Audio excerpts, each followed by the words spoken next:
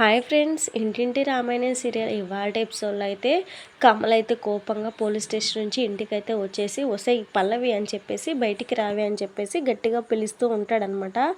ఏంటి అరుస్తున్నావు అని చెప్పేసి పల్లవి అయితే బయటకైతే వస్తుంది. చేసిందంతా చేసి నాటకాలు ఆడతావే అని చెప్పేసి ఇక గట్టిగా నెట్టేస్తాడనమాట. రే ఏంట్రా పిచ్చెక్కిందా నీకు అని చెప్పేసి పార్వతి అయితే ఆపుతుంది. నాకు పిచ్చెక్కడం కాదు, ఇది చేసింది తెలిస్తే మీకు పిచ్చెక్కుతుంది.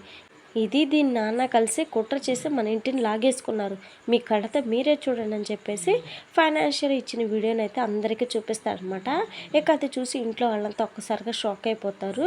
వాళ్ళంతా రోడ్డును పట్టు నా కళ్ళతో నేను చూడాలని పల్లవి చెప్పిన మాట విని షాక్ అయిపోతారు అనమాట. అందరూ ఆ వీడియోలో ఉన్నది చూసి ఒసేయ్ ఏంటి నువ్వు చేసిన పని, ఎంత అన్యాయం చేస్తావా, నిన్ను కన్న కూతురుగా చూసుకున్నందుకు మమ్మల్ని నాశనం చేయాలనుకుంటావా అని చెప్పేసి ఇక అందరూ అయితే తిడుతూ ఉంటారన్నమాట. ఇంకా దీంతో మాట్లాడి చంపి పారేయాలని చెప్పేసి పల్లవి పైకి ఫ్యాన్ ఎత్తేస్తాడు కమలు. ఇక ఎంతలో అవని అక్షయ్ అయితే ఇంటికైతే వస్తారనమాట. ఎంతమంది చెప్పినా కమల్ అయితే వినడు కానీ ఇక అవని వచ్చేసి కన్నయ్య ఆగు అని చెప్పేసి అనగానే ఆగిపోతాడు. బుద్ధుందా నీకు, ఏంటి నువ్వు చేస్తున్న పని అని చెప్పేసి కమలను అయితే చంపకేసి కొడుతుంది అనమాట.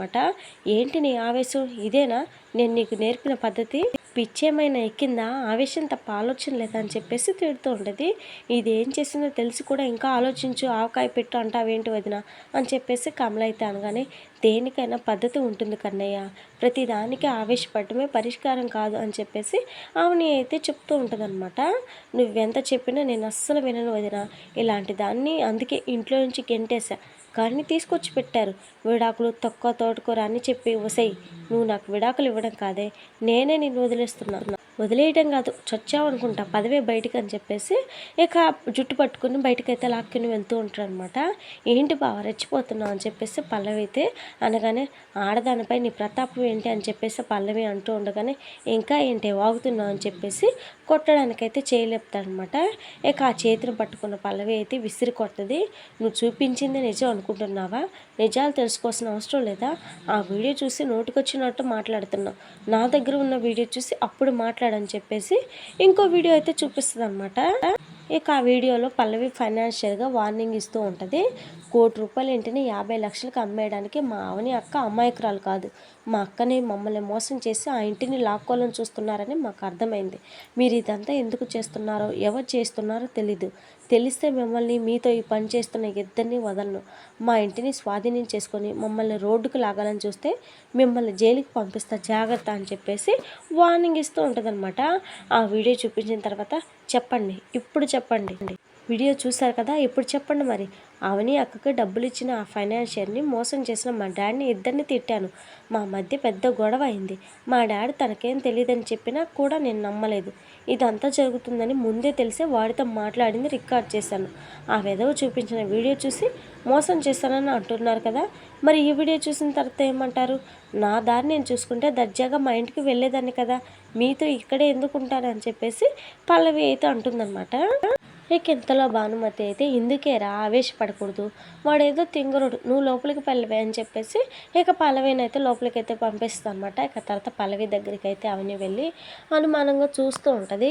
ఏంటి తెగ సంబరపడిపోతున్నట్టున్నావు, నువ్వు అనుకున్నట్టుగా జరగనందుకు ఫీల్ అవుతున్నావా అని చెప్పేసి పల్లవి అయితే అంటుంది. టెక్నాలజీ ఉపయోగించి వీడియోని బాగానే మార్ఫింగ్ చేసావని చెప్పేసి అవని అయితే అంటుందన్నమాట. చూడు పల్లవి, నువ్వు మీ నాన్నతో కలిసి చాలా అరాచకాలు చేసావు, మీ ఆట కట్టించే సమయం దగ్గర పడింది, ఇప్పటికైనా బుద్ధి తెచ్చుకొని మారు అని చెప్పేసి చెప్తూ ఉంటుందన్నమాట. ఇక పల్లవి అయితే ఆ పోలీసులు నువ్వు మమ్మల్ని ఏం చేయలేరు, ఎన్ని కేసులు పెట్టినా బయటకు వస్తామని చెప్పేసి చెప్తూ ఉంటుంది. సరే అయితే నీ సరదా నేనెందుకు కాదనాలి, మరి కాసేపట్లో మా నాన్న అని చెప్పేసి ఆమెని అయితే ఆగిపోద్ది అనమాట. ఇక అది విన్న పల్లవి అయితే ఏంటి మీ నాన్న అని చెప్పేసి అడుగుతుంది. చచా మా నాన్న కాదు, మీ నాన్నే అరెస్ట్ అవ్వబోతున్నాడు, అది కన్ఫర్మ్ అని చెప్పేసి అవని అయితే చెప్తుంది అనమాట. ఎంతలో కొత్తగా వచ్చిన ఎస్ఐ అయితే ఉంటాడు కదా, ఇక అక్షయ్కి ఫోన్ చేసి అతన్ని ఫ్రాడ్ చేసింది చక్రధర్నే, ఎంక్వైరీలో తేలిందని చెప్పేసి చెప్తాడు. అతను తప్పించుకోకుండా అరెస్ట్ చేయబోతున్నాను, మీరు వెంటనే రండి అని చెప్పేసి చెప్తాడనమాట. ఇక అక్షయ్ తన ఫ్యామిలీ మొత్తం తీసుకొని చక్ర దగ్గరికి అతని దగ్గరికి అయితే బయలుదేరుతాడు.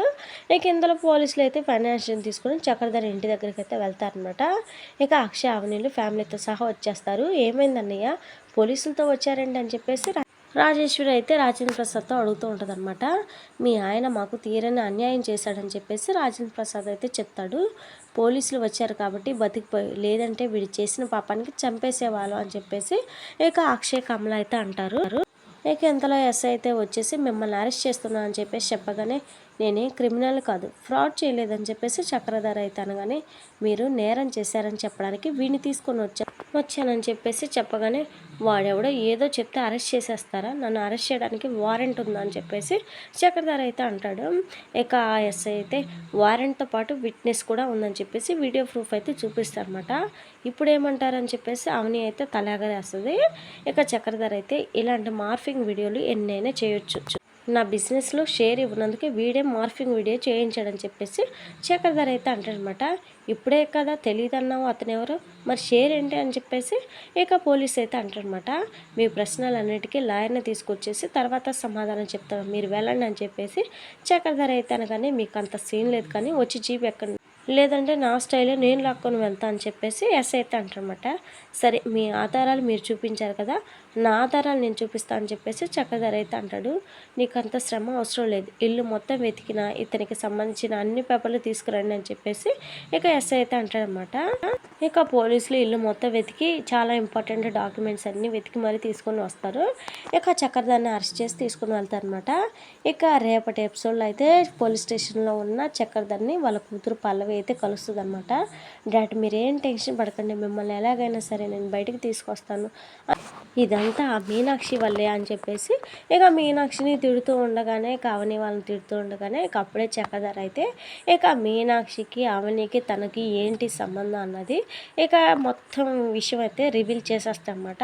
తనని నేను మొదటి భారీగా అప్పుడు పెళ్లి చేసుకున్నాను, నా అవని ఎవరో కాదు నాకు పుట్టిన మొదటి సంతానం అని చెప్పేసి నా ఆస్తి కోసమే వాళ్ళిద్దరు కలిసి ఇలా చేస్తున్నారని చెప్పేసి పల్లవికి అయితే చెప్పగానే ఇక పల్లవి అయితే ఒక్కసారిగా షాక్ అయిపోతుంది అనమాట. ఇది ఫ్రెండ్స్ మరి వాళ్ళ ఎపిసోడ్లో జరిగింది. మరి నెక్స్ట్ ఎపిసోడ్ని మరి మిస్ అవ్వకుండా మన ఛానల్లో తెలుసుకోవాలంటే వీడియోని లైక్ చేసి ఛానల్ని సపోర్ట్ చేయండి. Thank you friends.